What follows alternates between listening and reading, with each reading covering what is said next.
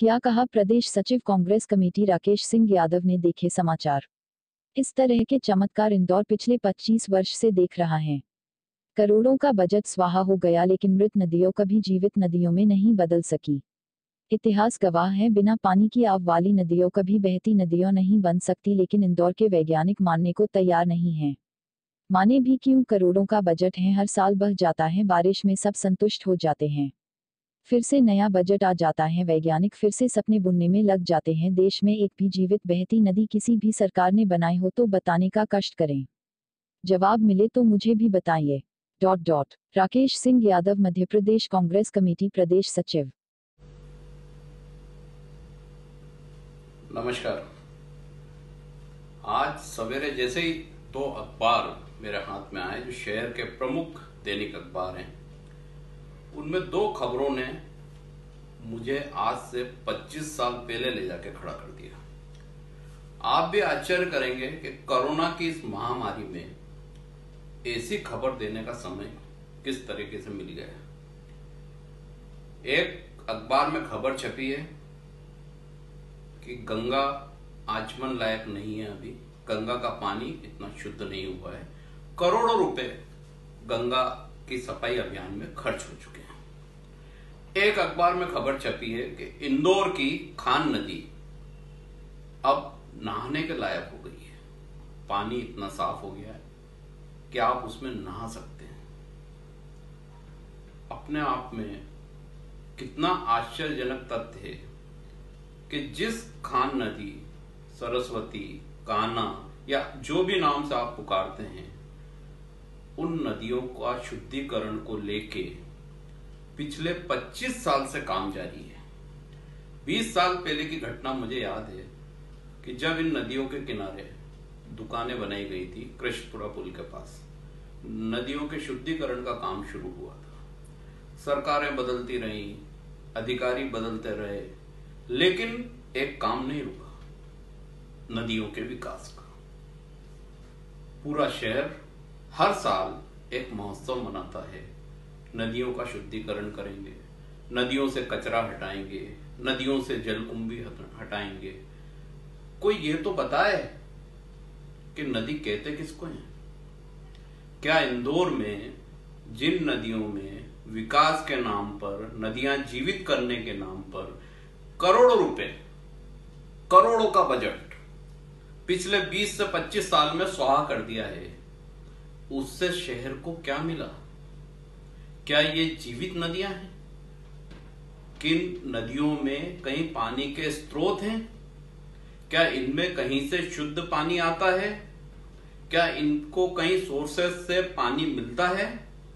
एक ही जवाब है, नहीं। लेकिन हमारे यहाँ के कुछ पर्यावरणविद, कुछ वैज्ञानिक अधिकारी ये 20 साल से मानने को तैयार नहीं है कि ये नदियां कभी जीवित नहीं हो सकती, क्योंकि ये नदियां सिर्फ बरसाती नदियां थी।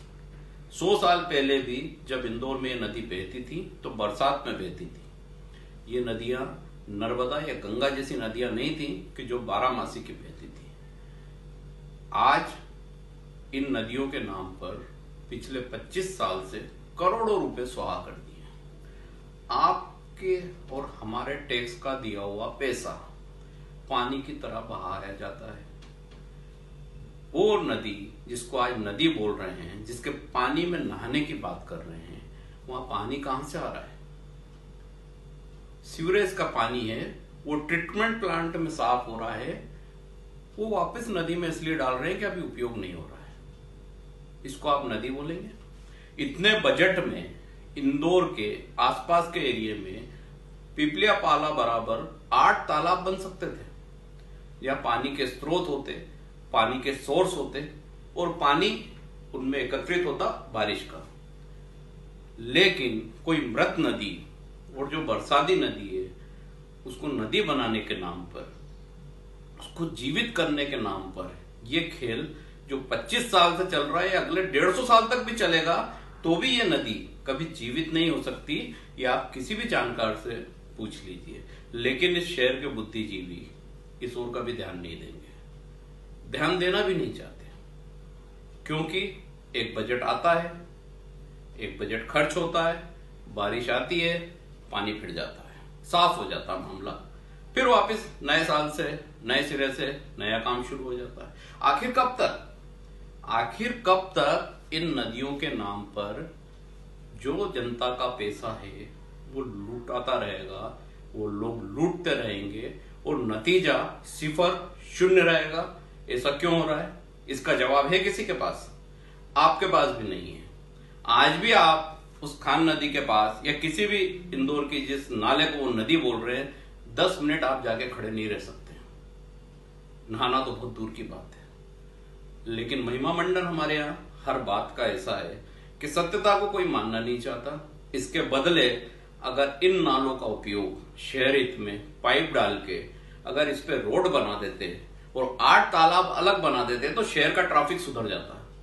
और जो शहर में आज ट्रैफिक की स्थिति है, जो शहर में रोडों की कमी है, जो शहर में तोड़ाफोड़ी हो रही है, वो जरूरत भी नहीं पड़ती।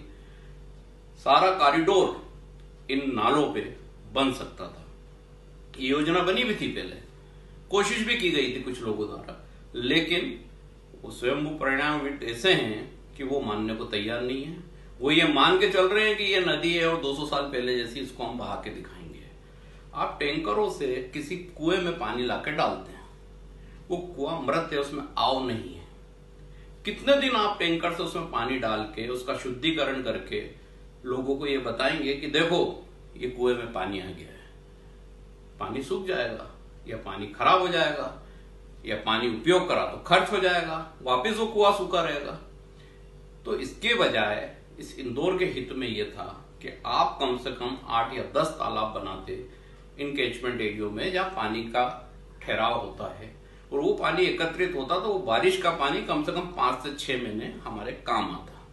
लेकिन इस ओर कोई ध्यान देने की आवश्यकता नहीं है, जरूरत भी नहीं समझते हैं। और शहर के नागरिक भी शायद इस बात की जरूरत नहीं समझते, क्योंकि उन्हें यह लगता है कि 200 साल पुरानी नदी उनको अब मिलने वाली है। नदी में स्टीमर चलने वाला है, नदी में नाव चलने वाली है, नदी में वो नहाने वाले हैं और नदी में कमल के फूल खिलने वाले हैं। ये कभी नहीं होगा। सिर्फ आपका पैसा स्वाहा होता रहेगा। 25 सालों से हो रहा है, अगले 25 सालों तक होगा तो भी नतीजा शून्य होगा। एक बार जरूर सोचिए।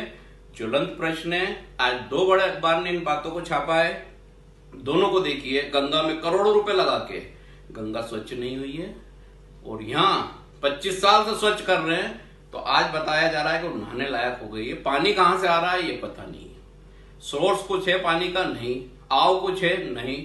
दूसरी नदियों से पानी लाएंगे, बोरिंग से टैंकर भरेंगे, पानी नदी में डालेंगे, नदी बहती हुई दिखाएंगे। ये शेख चिल्ली के ख्वाब है।